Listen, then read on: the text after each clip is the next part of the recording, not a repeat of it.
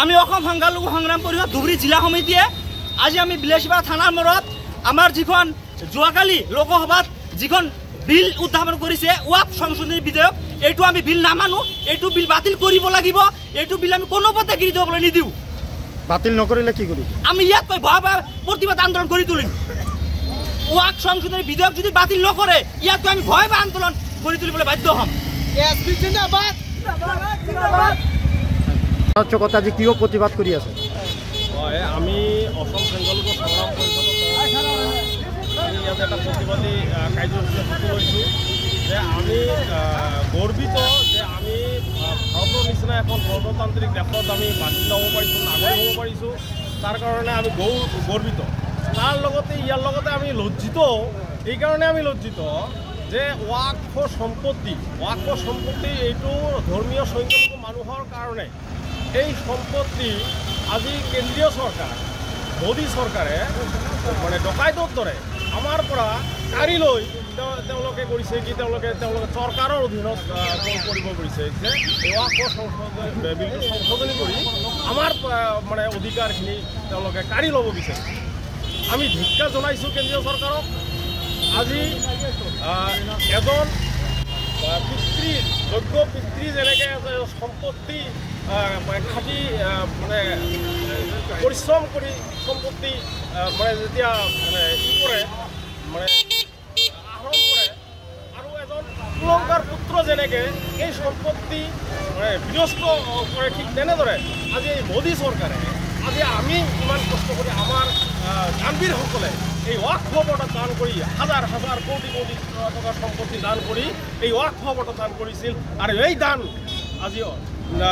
কেন্দ্ৰীয় চৰকাৰে তেওঁলোকে চৰকাৰী অধীনত নি আজি বাজেয়াপ্ত তেওঁলোকৰ যি ইচ্ছা তাকে কৰিবলৈ আজি তেওঁলোকে প্ৰয়াস কৰিছে গতিকে আমি ধিক্কাৰ জনাইছোঁ আমি সকীয়াই দিছোঁ যাতে এই বিল সংশোধন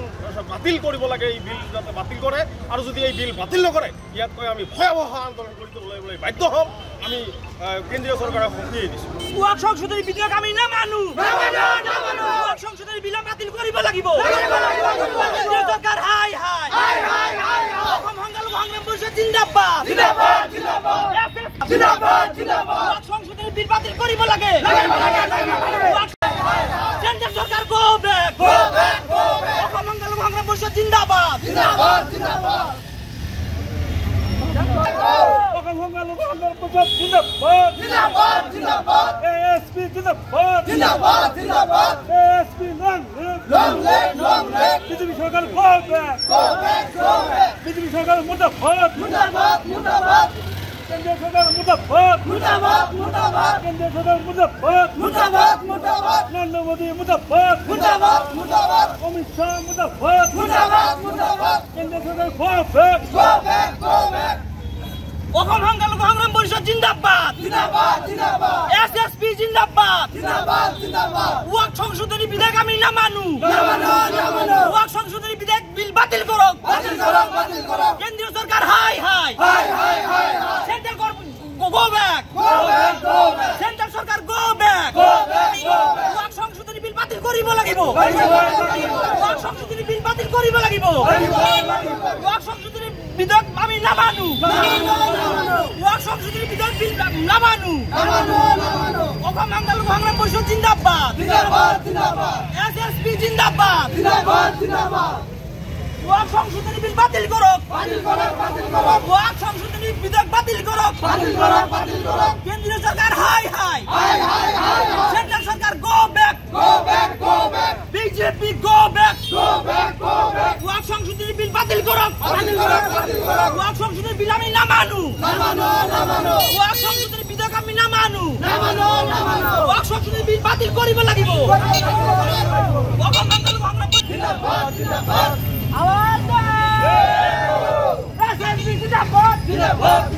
অসম সংখ্যালঘু সংগ্রাম পরিষদ জিন্দাবাদ বিজেপি সরকার go back Amit Shah go back Modi সরকার গো ব্যাক কৰিব লাগিব ওয়াক সংশোধনী বিল বাতিল কৰক অসম সংখ্যালঘু সংগ্ৰাম পৰিষদ জিন্দাবাদ এসএসপি জিন্দাবাদ কেন্দ্ৰীয় সরকার হাই হাই